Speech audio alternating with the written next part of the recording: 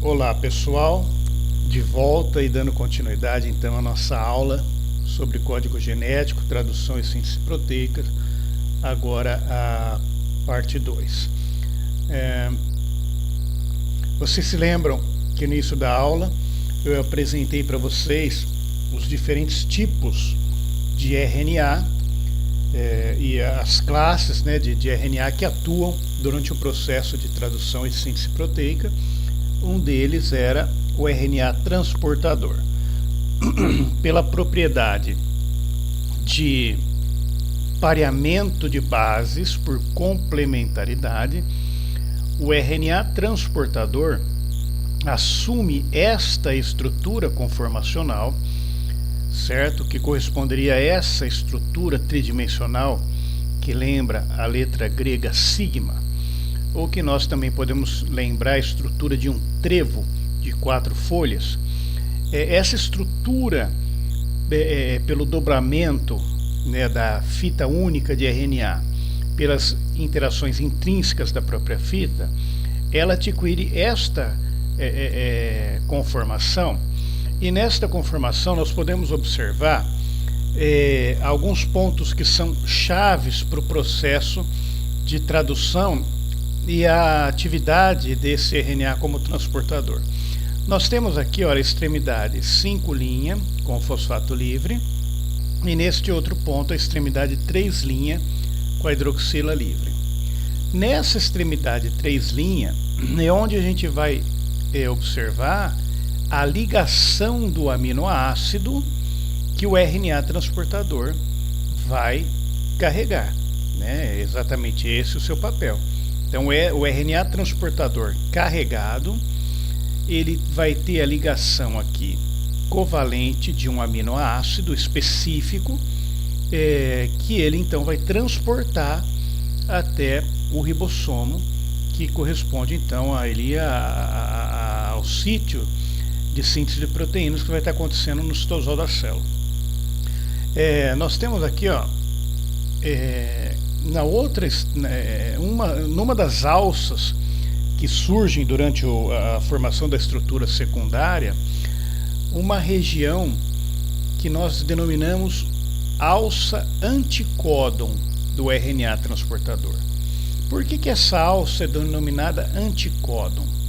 Porque é exatamente nessa região que nós vamos encontrar 3 nucleotídeos que fazem correspondência com o códon, com a trinca de nucleotídeos, os 3 nucleotídeos de um códon encontrado no RNA mensageiro. E é extremamente interessante, lembra que eu falei na aula anterior sobre a especificidade do códon com o aminoácido que ele transporta, que vai ser inserido na proteína que está sendo sintetizada.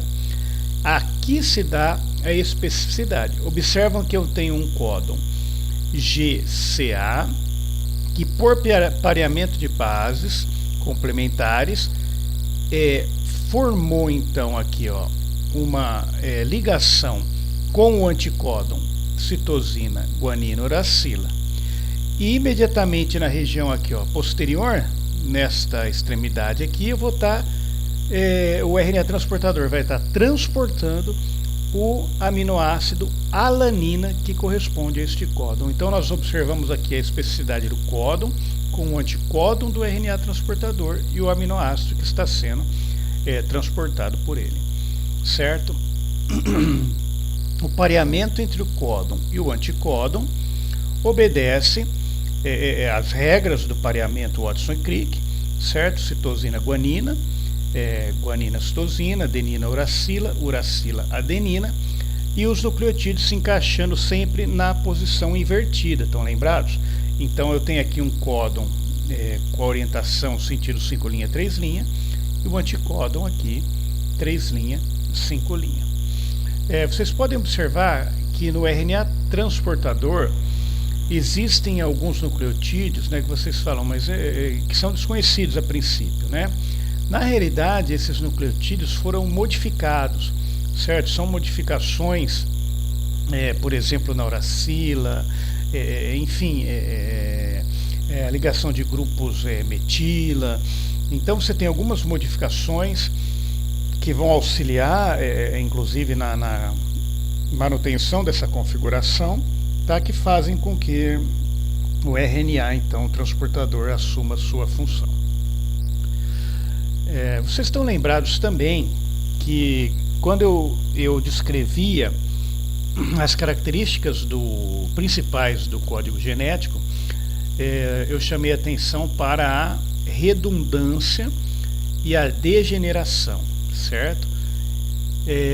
A degeneração encontrada na terceira base da trinca do códon, ela vai estar associada a um processo também que nós chamamos de oscilação, que é encontrado na primeira base do anticódon, certo? Do que consiste essa oscilação? Neste caso, nós temos um pareamento em que eu vou ter a especificidade caracterizada somente pelas duas primeiras letras do códon, certo? As duas primeiras letras do códon, elas vão ser suficientes para configurar uma especificidade com um anticódon quando eu tenho uma redundância de códons degenerados para um determinado aminoácido. Isso quer dizer o seguinte: aqui o exemplo é de que uma única espécie de RNA transportador carregando um aminoácido, como serina, ele poderia reconhecer simultaneamente os códons UCU ou o códon UCC. Percebe? Por quê? A especificidade para a serina estaria configurada nas duas primeiras letras do códon. Qual a vantagem disso? A agilidade, por exemplo, no processo de tradução e síntese de proteínas, uma vez que eu posso, então, com uma única espécie de RNA transportador específico para a serina, considerando a degeneração, a redundância e a oscilação, essa espécie ela pode servir especificamente para qualquer um desses códons e fazer com que o processo funcione, continue a funcionar de uma maneira específica. Tá? Isso é um detalhe importante que as características do código genético permitem acontecer durante esse processo celular. Bom, como que os aminoácidos são efetivamente ligados, de uma forma específica no RNA transportador? Nós temos os aminoácidos livres no citosol, assim como os RNAs transportadores, livres descarregados. A reação de ligação específica ela se dá em duas etapas, tá? É uma reação que envolve um custo energético, nós vamos ter um gasto aqui de ATP, certo? E esta primeira reação, ela consiste na ativação do aminoácido por meio da interação com ATP, certo? Usando uma enzima, através de uma enzima chamada aminoacil tRNA sintetase, ou seja, a enzima que vai sintetizar um RNA transportador carregado com um aminoácido, certo? Este aminoácido, nesta molécula ativada, certo? Ela vai ser posteriormente ligada ao RNA transportador na segunda etapa da reação, certo? Fazendo com que este aminoácido ativado, que corresponde a um aminoacil AMP, monofosfato de adenina, ele possa então ser ligado covalentemente com o RNA transportador, certo? Então ocorre esta transferência de radicais por meio da ação desta enzima. E finalmente nós vamos ter aqui então, por meio de uma ligação, de uma ponte éster, liga o aminoácido ativado ligado ao RNA transportador pelo seu grupo carboxila, ou C-terminal, certo? E aí nós temos então uma molécula que, como o nome já diz, transportadora, cumprindo efetivamente o seu papel, dado pela especificidade de interação entre o códon e o anticódon contido na molécula de RNA transportador. Bom, finalmente, qual seria então, né, o ingrediente, ou a molécula importante no processo de tradução que até agora nós não falamos? São os ribossomos. Algumas literaturas chamam os ribossomos de organelas, né? Enquanto na verdade nós sabemos que isso não, outras não associam ribossomos com organelas porque não são delimitados por membrana, certo? Os ribossomos, vamos observar a figura, tanto em procariotos como em eucariotos, eles são compostos por duas subunidades, tá? Uma subunidade pequena, uma subunidade maior, né? Uma subunidade menor e uma subunidade menor. Bom, o ribossomo, eles são constituídos tanto por proteínas como por moléculas de RNA ribossomal, né? É uma molécula extremamente complexa, certo? Tanto em procariotos como em eucariotos, seja a subunidade maior, seja a subunidade menor, nós vamos observar um número aqui, ó, de proteínas elevado, né? Vejam aqui no caso do RNA, do ribossomo procariótico, eu tenho 31 proteínas do tipo L1, L2, L3, que são a maior, large, e eu tenho 21 proteínas do tipo S1, S2, S3, short, são as pequenas, que vão se associar com os respectivos RNAs ribossomais. Para a subunidade maior, nós temos o RNA ribossomal 23S e 5S, respectivamente com 2.900 e 120 bases. E na subunidade menor, nós temos o 16S com 1.540 bases. A associação desses RNAs com as respectivas proteínas, ou seja, o RNA servindo de arcabouço para a montagem dessas proteínas, nós vamos ter então as subunidades definidas do ribossomo, certo? Que passam então a ser conhecidas como subunidade 50S, a maior, e 30S, a menor. Esse S corresponde ao coeficiente de sedimentação, chamado também de uma unidade Svedberg. E esse coeficiente de sedimentação, ele é uma referência ao tamanho e à massa dessa molécula, certo? A molécula, na forma de atuação, ribossomo complexo, com as duas formas, a pequena, com as duas subunidades, a pequena e a grande, ele corresponde ao que nós chamamos de 70S. Observe que o coeficiente de sedimentação não corresponde à somatória do maior e do menor, porque esse coeficiente, que é obtido através de uma centrifugação em gradiente, ela não tanto o tamanho como a forma, a configuração da molécula afetam nesse processo, tá? Para o ribossomo de células eucarióticas, nós temos aqui um exemplo para mamíferos, onde eu tenho um total de 50 proteínas do tipo grande, maior, que vão se associar com as subunidades 28S e 5S do RNA ribossomal, tá? E 5.8S, que correspondem a 4.800, 120, 160 bases. E vou ter um total de 33 proteínas do tipo pequena, S1, S2, S3, que vão se associar ao RNA ribossomal 18S, né, que tem 1.900 bases.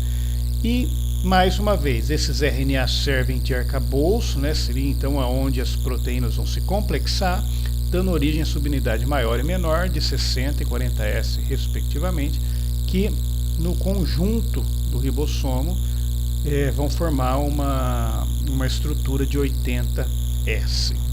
Isso ilustra a complexidade do ribossomo. Porque vejam só, aqui é só um exemplo de um RNA ribossomal correspondente à subunidade menor do ribossomo procariótico, é aquele RNA 16S, né, o RNA ribossomal, a subunidade ribossomal do RNA 16S, e a dobramento, né, pelo pareamento intramolecular de bases, onde ele assume esta estrutura secundária básica, né, que é um exemplo, uma forma das interações que dão origem à estrutura secundária do RNA ribossomal 16S, da subunidade menor do ribossomo procariótico, então permitindo então que essa estrutura se complexe com aquelas proteínas, dando então origem a uma molécula onde ocorrerá o processo de tradução em síntese de proteínas, certo? Todas essas proteínas, esses RNAs, a complexidade dessa estrutura é exatamente configurar um ribossomo onde nós vamos ter sítios específicos, né? Nós podemos associar isso, por exemplo, aos cômodos de uma casa, ou às bancadas de um laboratório, que são específicos para que algumas atividades aconteçam nesses locais no momento da tradução e síntese de proteínas, tá certo? No ribossomo, nós podemos identificar 3 sítios que vão ser gerados durante a formação da estrutura, que nós chamamos de E, P e A, certo? O E correspondente à saída, que vem do inglês exit, nós temos o P, que corresponde a peptidil, e nós temos o A, que corresponde a aminoácido.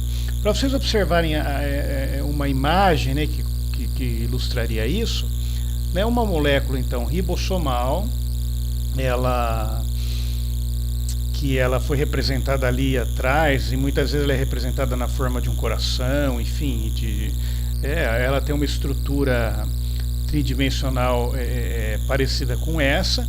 Nós vamos ter então internamente esses sítios, né, E, P e A, onde coisas estarão acontecendo dentro desses sítios à medida que o RNA transportador, carregando um aminoácido correspondente para sintetizar a proteína, vai interagir com o RNA mensageiro, certo?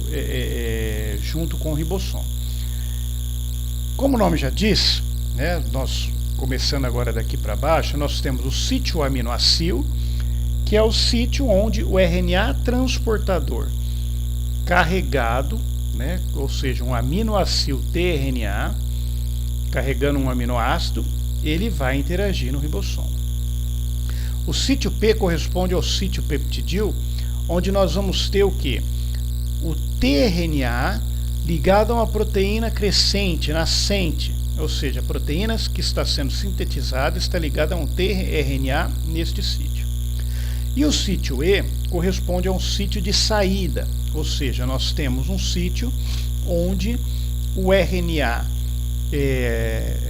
transportador descarregado, que já cumpriu o papel de transportar um aminoácido ao local de síntese proteica, ele vai então deixar o complexo ribossomo RNA mensageiro, certo? Esses sítios se alternam à medida que o ribossomo se move ao longo do RNA mensageiro, tá? Nós vamos observar isso e depois eu vou passar também um vídeo para vocês onde isso pode ser observado. A tradução ocorre em 3 etapas. Nós temos um processo de iniciação da cadeia polipeptídica, um processo então aqui do alongamento da cadeia e um processo de terminação da cadeia da síntese proteica, tá? Um exemplo aqui, em procariotos, nós podemos observar que o sítio de início da tradução, ele vai corresponder àquele códon que eu havia falado para vocês na aula anterior, de iniciação, conhecido como A ou G, e que, por correspondência, ele codifica para o aminoácido metionina. Portanto, o códon de iniciação ele vai fazer com que um RNA transportador carregando uma metionina vai então se ligar a ele durante o processo de início da tradução. Os ribossomos eles não se complexam ao RNA mensageiro já na configuração completa, tanto com a subunidade menor como a maior. Na realidade, o que acontece? Nós temos aqui, deixa eu só ver onde está. Nós temos aqui, observa, a associação da subunidade menor, certo? Que vai encontrar então um RNA mensageiro e vai se posicionar sobre a região de início da tradução e síntese de proteica de uma maneira muito bem orientada, graças a uma estrutura do RNA ribossomal 16S, conhecida como Shine-Dalgarno, ou seja, é uma estrutura que vai localizar a cabeça extremidade 5' do RNA mensageiro e vai posicionar ela em relação ao primeiro códon de iniciação, ao códon de iniciação, o primeiro códon para a UG, de uma maneira muito segura, certo? Quando isso acontecer, então, nós vamos ter a associação de fatores de iniciação. Existem diferentes fatores de associação que vão auxiliar no processo de montagem do ribossomo, de maneira que então o ribossomo completo, tanto a subunidade menor como a subunidade menor, possa estar montada sobre o RNA mensageiro na posição do códon de iniciação, onde nós vamos ter então agora a configuração daqueles sítios importantes, o sítio E, P e A, onde nós teremos a ligação de RNAs transportadores específicos, certo? Como o RNA transportador no códon de iniciação carregando metionina é o aminoácido, ele vai corresponder ao aminoácido 1 da proteína, ele já é montado e configurado no sítio P, ou seja, no sítio peptidil, que corresponde àquele sítio dentro do ribossomo no qual o polipeptídeo crescente, a proteína nascente, está sendo fixada, montada, certo? Bom, em eucariotos acontece da mesma maneira. Nós temos a montagem do ribossomo, tanto a subunidade menor como maior, sobre o RNA mensageiro, certo? Aquilo que eu disse para vocês anteriormente com relação aos procariotos é muito semelhante à questão do códon de iniciação, a UG, que vai configurar a metionina, a primeira metionina que vai ser incorporada na proteína, certo? A necessidade de fatores, né, que vão contribuir para esse processo, gasto de energia aqui, um custo energético, ATP, para que ocorra essa associação, tudo isso é fundamental. Contudo, nós não temos aqui nos procariotos aquela sequência conhecida como Shine-Dalgarno, que orienta o posicionamento da subunidade menor do ribossomo na cabeça, na extremidade 5' do RNA mensageiro. Quem vai contribuir, quem vai orientar esta montagem, esse posicionamento da subunidade menor do ribossomo na extremidade 5' do RNA mensageiro e posicioná-lo de uma forma adequada, onde o RNA transportador carregando metionina se insira no sítio P, porque corresponde ao primeiro aminoácido do polipeptídeo, vai ser aquela modificação que nós chamamos de CAP, ou seja, aquele revestimento na extremidade 5' do RNA mensageiro, é que vai então orientar este posicionamento. Vocês se lembram que correspondia a uma 7-metilguanosina, ou seja, nós tínhamos aqui um nucleotídeo modificado, certo? Que protegia a extremidade 5' do RNA mensageiro, e vai ser importante também nesta hora da tradução para auxiliar o posicionamento do ribossomo, certo?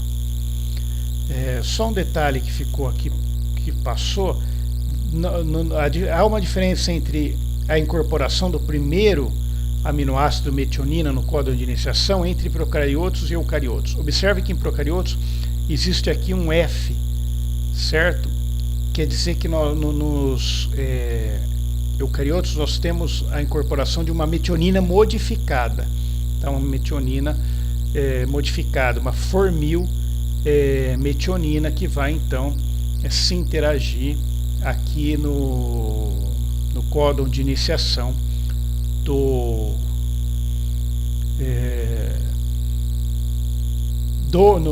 sítio do ribossomo em procariotos.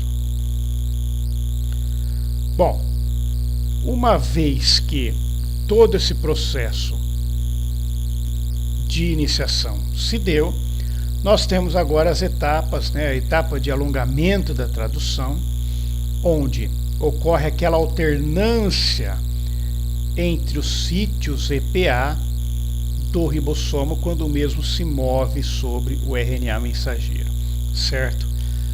Nesta hora, lembre-se que o primeiro RNA transportador carregando metionina foi incorporado no sítio P.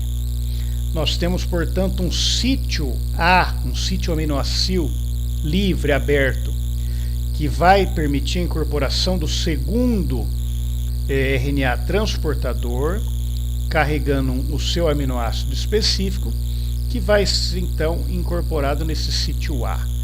Nós temos aqui fatores de alongamento, tanto em procariotos como em eucariotos, que vão atuar no processo, certo? Auxiliando todo o processo de interação e de transferência entre os aminoácidos. É importante frisar que o aminoácido que entrou no sítio A, ele vai receber o aminoácido anterior, de maneira que esse sítio A, ele configura agora o sítio P. Por quê? Porque ele agora corresponde ao polipeptídeo nascente crescente que está sendo gerado. E este RNA transportador anterior, que agora está vazio, que estava no sítio P, ele já cumpriu com a sua finalidade, de maneira que ele pode ser dispensado. Durante a movimentação do ribossomo, o que acontece? O sítio A passa a ser o sítio P. Eu não tenho mais um aminoácido. Agora eu tenho aqui um sítio peptídeo. Eu tenho um peptídeo aqui, uma proteína crescente. E o sítio P, aqui em verde, passa a ser o sítio E. Por quê? Porque eu tenho um RNA transportador vazio, que já cumpriu com o seu papel durante o processo de tradução em síntese proteica. De maneira que eu tenho, então, durante essa movimentação, esta alternância. O sítio A passa a ser o sítio P, quando eu observo o códon. O sítio P passa a ser o sítio E, e nesse momento o RNA transportador vazio vai embora, ele é liberado do complexo, e eu abro um novo sítio A. Este novo sítio A aberto apresenta um códon reconhecido pelo anticódon de um RNA transportador carregando um aminoácido que vai entrar aqui agora num novo ciclo de incorporação de aminoácidos. Isso vai acontecer em função do tamanho do RNA mensageiro, de quantos códons eu tenho disponíveis, certo? Essa alternância de sítios ribossomais acontece até o momento em que, em vez de um códon codificador de um aminoácido, o ribossomo se depara com um códon de parada, um daqueles 3 códons de parada. Nesse momento, o que vai acontecer? O códon de parada, lembram? Ele não configura especificidade em nenhum aminoácido, de maneira que, na realidade, nesse momento, o ribossomo ele está estacionado sobre o RNA mensageiro, e aqui, no lugar de um RNA transportador carregando um aminoácido, nós temos um fator de liberação que vai então fazer com que a sua associação desestruture todo este complexo ribossomal junto ao RNA mensageiro e a proteína recém-sintetizada, levando então à desmontagem dessa estrutura ribossomal e a liberação, então a clivagem e a liberação do polipeptídeo na célula, certo? Então essas 3 etapas fazem com que nós temos aí a síntese da proteína.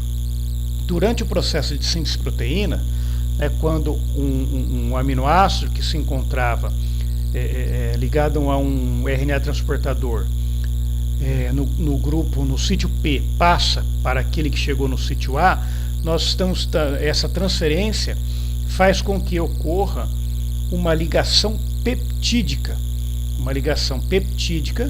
que envolve tanto o grupo amino terminal de um aminoácido com o grupo carboxi terminal do aminoácido subsequente, certo? Então, dessa maneira, nós temos a formação da ligação peptídica, certo? E nós temos aqui, então, olha, o aminoácido, a incorporação de um número de aminoácidos correspondente ao número de códons que eu vou observar no RNA mensageiro. É interessante observar que as proteínas sintetizadas, elas também vão ter uma orientação, um sentido, e que nesse caso nós chamamos, em relação aos grupos livres do primeiro e do último aminoácido, que corresponde ao grupo amino, ou chamado N-terminal, e o grupo carboxi, ou C-terminal. Tá certo? Lembrem que o grupo carboxi terminal estava ligado ao RNA transportador e, portanto, ele vai ser transferido ao grupo amino livre do aminoácido que acabou de ser incorporado no sítio A e que vai virar sítio P. Bom, de uma maneira geral, e isso também, pessoal, obedece uma orientação, né? Nós temos aqui, se nós observarmos o RNA mensageiro, a extremidade 5' ela corresponde ao amino terminal da proteína, e a extremidade 3' ao grupo carboxi terminal da proteína, certo? Então assim nós podemos ler nós podemos interpretar a sequência de aminoácidos de uma proteína em função da sequência de códons que está disposta no RNA mensageiro, tá certo? De uma maneira geral, então, esses são aspectos básicos do processo de tradução e síntese de proteínas, certo?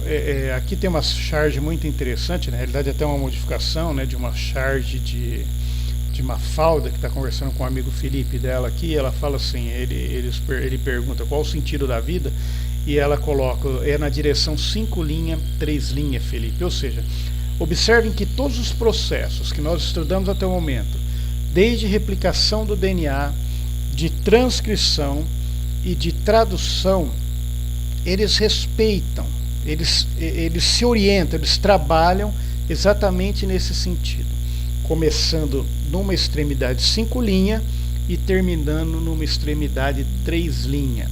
Ou seja, essa polaridade das moléculas dos ácidos nucleicos ela é extremamente importante no sentido de governar os processos celulares que envolvem replicação, transcrição e tradução. Conhecendo isso, é muito interessante, porque quando nós temos então dados em sílico, dados de sequenciamento do DNA, onde eu olho para uma leitura, simplesmente para um conjunto de letras, e eu conheço a definição desta orientação, seja no DNA, né, a fita molde para o processo de transcrição de um gene, seja num RNA mensageiro, eu já posso, claro que com auxílio de softwares, fazer o que? Em sílico um processo de transcrição e tradução que me permite, com dados de sequenciamento de DNA, já prever qual seria a proteína sintetizada por aquele gene, codificada por aquele gene, certo? Então esse conhecimento, ele também é importante nesse sentido, que com os avanços das tecnologias de sequenciamento de DNA, os genomas que se tornam cada vez mais difundidos e fáceis de se fazer, nós temos hoje também recursos na veterinária de conhecer genomas, seja de patógenos de animais ou dos próprios animais, dos próprios hospedeiros, ou mesmo relacionados a distúrbios genéticos, câncer e assim por diante, e associar essas sequências de DNA já com um produto final de um gene que corresponde à proteína sintetizada, e inclusive fazer comparações, avaliando mutações, sítios ativos e assim por diante. Então esse conhecimento básico desses processos que nós finalizamos hoje, né, que corresponderam à replicação, transcrição e processamento do RNA e tradução, tá? São os processos celulares básicos que governam a ação gênica, permitindo então a síntese de proteínas, a manutenção, né, da célula, do material hereditário, e também a sua contribuição então para o fenótipo celular. Tá certo, pessoal? A próxima aula nós vamos ver sobre a regulação da expressão gênica, onde nós vamos já entrar então em processos aí que envolve como, né, que os genes se tornam ativos ou inativos dentro de uma célula, seja em procariotos ou em eucariotos, tá certo? As outras recomendações com relação à aula eu vou passar para o e-mail de vocês, tá certo? Um abraço, bom estudo para vocês.